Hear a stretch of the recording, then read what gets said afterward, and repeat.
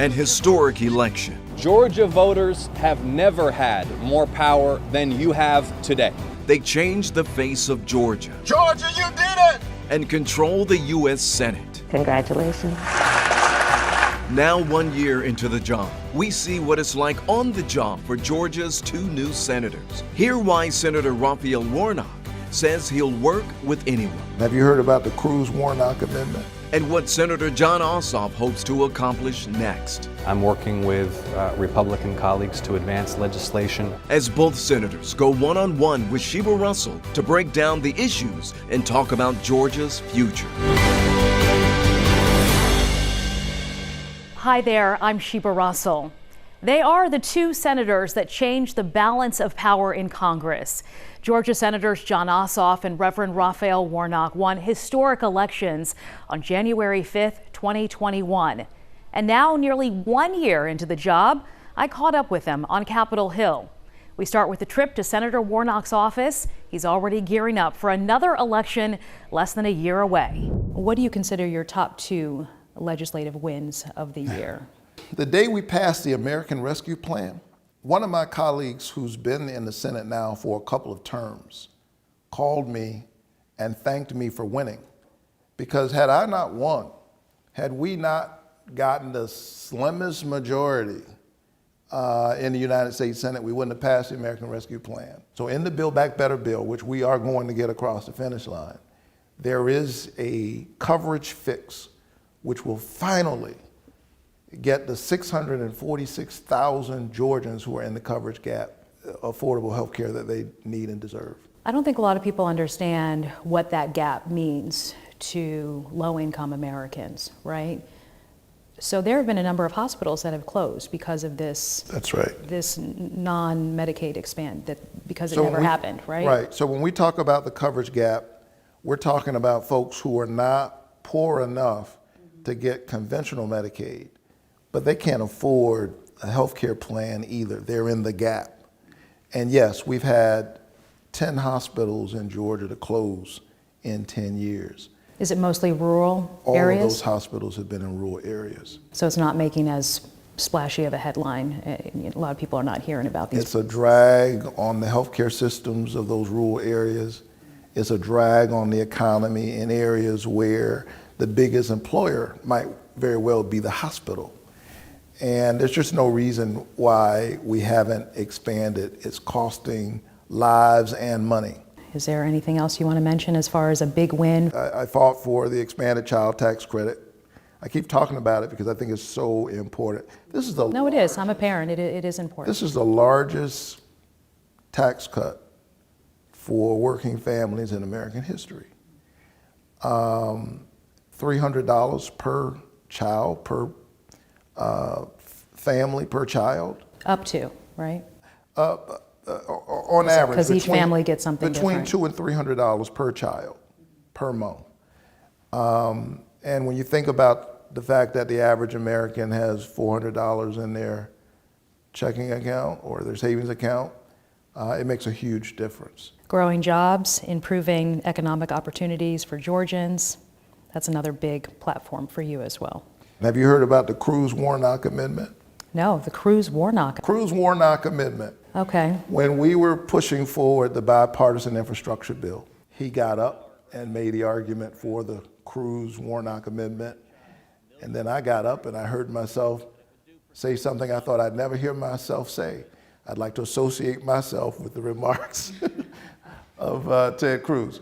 But we got the amendment. When the rest of the chamber heard that, they said, well, we got to pass that. And it passed, and it's one step closer to getting this interstate built out. I think there's an important lesson there. Yeah, I think there's an important lesson there that there's a road that runs through Texas that also runs through Georgia. It runs through poor communities, rich communities. It runs in front of hospitals and places where people work. There's a road that runs through our humanity, and it traverses political and partisan lines. And my job as a U.S. Senator is to do everything I can to point to that road that connects our collective humanity and to push forward legislation that's good for everybody. Your first speech on the Senate floor was about civil and voting rights. And here we are, months and months later, two pieces of legislation, both of which you're an original co-sponsor. They have yet to pass. Were you expecting this much gridlock on voting rights? As a result of me pushing hard on this, 8 of us got in the room, Senator Manchin included, and we wrote a compromise bill, the Freedom to Vote Act. That legislation came as a result of my advocacy. We wrote the bill. We wanted to make sure that represented in the bill was the broad ideological spectrum of our caucus. So some of our most liberal members and some of our most conservative members were in the room, and we wrote the bill together. And it's a compromise bill. What we've said to our Republican counterparts, offer as many amendments as you like. Tell us what you don't like. Tell us what you do like. Let's have a conversation. And still, they're refusing to have a debate about voting rights. And so I think that time is running out. The voter suppression bills that we're seeing pass these state legislatures all across the country are getting worse. And we have a historic decision to make. So let me bring it back to Georgia for a minute here. I'm sure you've been following the news about Georgia's, the GOP redrawing Georgia's political maps, right? Yes, absolutely. Republicans will likely gain an additional seat in the House. Some communities of color are being shifted. 2 incumbent Democratic Congress members are expected to battle it out to represent the same district. When you learn of everything that's going on with the redrawing of Georgia's political maps, do you think of the legislation here in DC and how it could have changed what's happening in Georgia? Well, partisan gerrymandering and racial gerrymandering are one of the many, many ways that people suppress the vote. And what you're seeing in that provision and many others, like the provision that allows state partisan actors to swoop in and take over a local board of elections, they're trying to take democracy and turn it on its head so that rather than the people picking their representatives, the representatives are now trying to cherry pick the people. That's what that's about. That's why they're drawing these crazy lines. What we've got to do is we've got to pass the Freedom to Vote Act, and we've got to pass the John Lewis Voting Rights Advancement Act. From high utility bills to tackling climate change. I think we need more of that bipartisan spirit in Washington. How the millennial senator plans to bring Georgia's voice to Washington and make an impact here at home.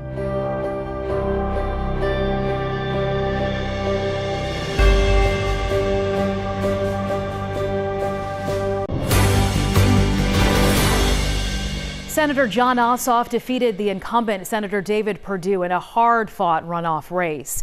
And now the new senator is working on some passion projects and honoring the legacy of those who came before him.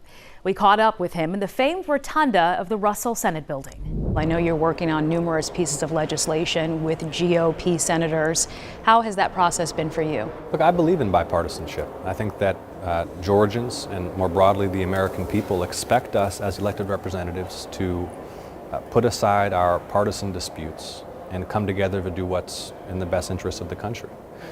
We passed the most significant investment in America's infrastructure in generations this summer, and we did it bipartisan. I'm working with Republican colleagues to advance legislation to address the opioid crisis. I'm working with Republican colleagues to advance legislation that will reduce violence and crime and civil rights abuses in our prisons. I think we need more of that bipartisan spirit in Washington. HBCU, National Security Innovation Act. Can you tell us a little bit about that one? Yeah, I have been a champion for historically black colleges and universities in the Senate. Secured $250 million for Georgia's HBCUs since arriving here. Another example of bipartisan work, I authored and introduced the Bipartisan Cybersecurity Opportunity Act, which will help Georgia's HBCUs to build programs that will enable their students to pursue careers in cybersecurity and technology. These are gems in our nation's education system. Georgia has one of the highest utility bills for families in the country. So when you're working to advance your solar power legislation, trying to make it more affordable for working families to have solar power their homes. Why do you think this is so important for American families? My legislation will help families and small businesses in Georgia to reduce their electric bills, and it will also protect our environment and our planet by facilitating this transition to greater use of renewable energy sources like solar. And look, a little known fact is Georgia hosts the single largest solar panel factory in the whole Western Hemisphere. So it's helping families and businesses lower their utility bills, it's saving our environment, and it's building out an important industry for our state. I know voting rights is still one of those two pieces of legislation this year that you're on board with that still has not passed. What is your reaction to the redrawing of district lines in Georgia? I think it's concerning, and not as a partisan matter, but as a matter of national interest in the quality of our democracy. I have authored the Right to Vote Act, which is legislation that would establish the first ever affirmative right to vote for all U.S. citizens and give U.S. citizens a recourse in court if anyone seeks to diminish that right, allowing, for example, Georgia voters to challenge policies that make it harder to vote. So it should be about ensuring we have access to the ballot for every eligible voter, secure elections with integrity. Does it spur you to push harder on voting rights legislation when you see what has happened with the redrawing of district lines in Georgia? Well, look, when I see what Georgia state legislature has done to make it harder to vote and to try to tilt the scales in especially runoff elections, that motivates me to continue to push for the voting rights measures that I've authored, the Right to Vote Act, the legislation that I authored to ensure that Good Samaritan volunteers can hand a bottle of water to a senior waiting in line at a polling place when folks face long lines to vote, the legislation that I authored to protect election officials and election workers and polling places from threats. He's still a staple at services. And I'll tell you, I preach most Sunday mornings still at Ebenezer Church. How Senator Warnock is managing politics and the pulpit, plus the moment being a senator really sunk in.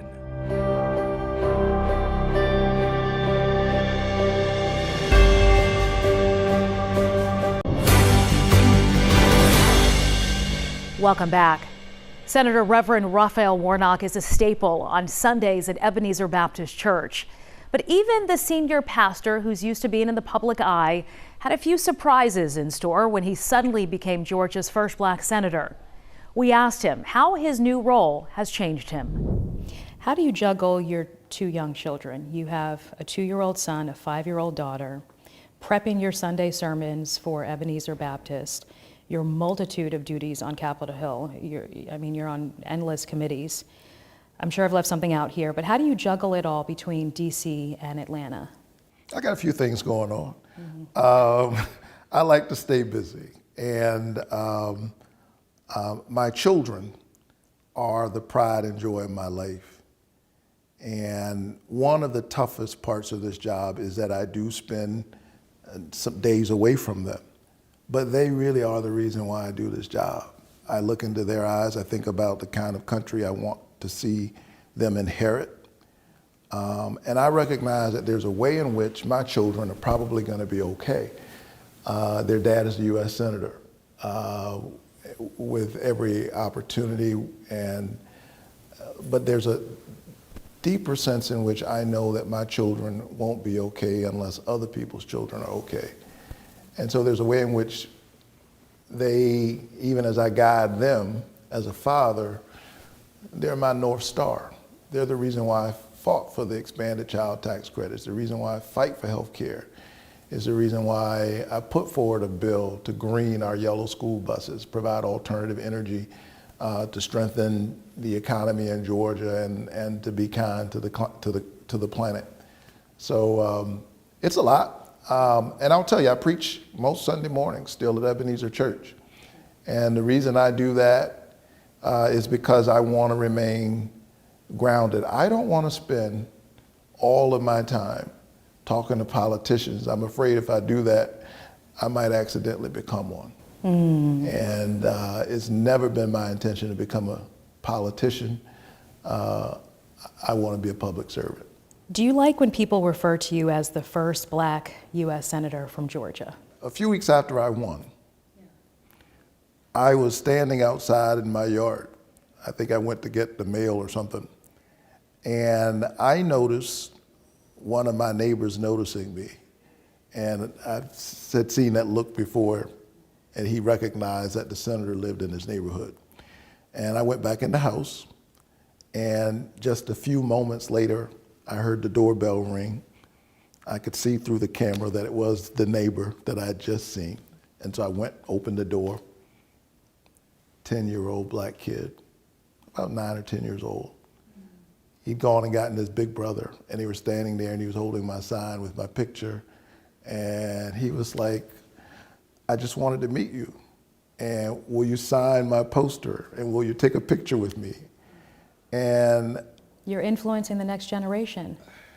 And what may seem like small steps, but these are just large steps. seeing that kid looking at me and see that he too could be a U.S. Senator made it all worth it.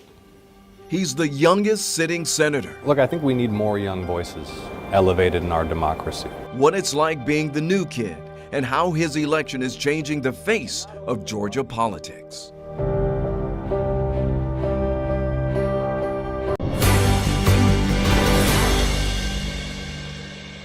He is the youngest member of the U.S. Senate. Most of Jon Ossoff's colleagues at the Capitol are nearly twice his age. But his election was historic for our state in more ways than one. I spoke with the senator about that and more. This time last year, you were being called the most prominent millennial running for the U.S. Senate. And now you're the youngest sitting U.S. senator. How does age translate in the hallowed halls of Congress? I think I do represent a younger perspective and a fresh voice. I came here determined to be a workhorse and to reach out and build relationships with Democrats and Republicans alike, to work across the aisle to deliver for Georgia families. To just focus on the basics that Georgians need to flourish: health, education, infrastructure. And so far during my tenure in the Senate, I've been building those relationships and passing legislation that will improve our quality of life in our state. How do you feel when people refer to you as the first Jewish U.S. Senator from Georgia? Yeah, of course I'm okay with it. I mean, look, it was a historic milestone for my community. I think I'm the first Jewish senator elected from the Deep South since something like 1879. I was sworn in on a prayer book that belonged to the former chief rabbi of the temple I attended as a young man who had been an ally of Dr. King's in the civil rights movement. Ultimately, we're not defined by our religious or racial identities, and it's our common humanity. What is a typical week like for you? How do you balance your time between D.C. and Atlanta? We're based in Georgia. My wife Alicia is an OBGYN doctor with Emory Healthcare. She works mostly in labor and delivery at Grady Hospital. And I'm back and forth often. I try to be in the state as much as I can, meeting directly with constituents. And then while I'm here, I try to buckle down and do as much work as I can to build the coalition necessary to advance that legislation. The bill that I wrote that's now become law to increase resources for transportation planning in rural Georgia and low-income communities to help us reduce traffic gridlock and build out our infrastructure. My bill, which passed the U.S. House of Representatives a couple of weeks ago, to make it more affordable for families and small businesses to install solar panels on their roofs. All of this legislation is rooted in what I've heard from the people I represent, what they need, and when I'm in Washington, I'm working to advance those bills. Thank you for joining us for this look inside the Senate. You can learn more about my conversations with both Senators Warnock and Ossoff on 11alive.com. I'm Shiba Russell. Have a great one.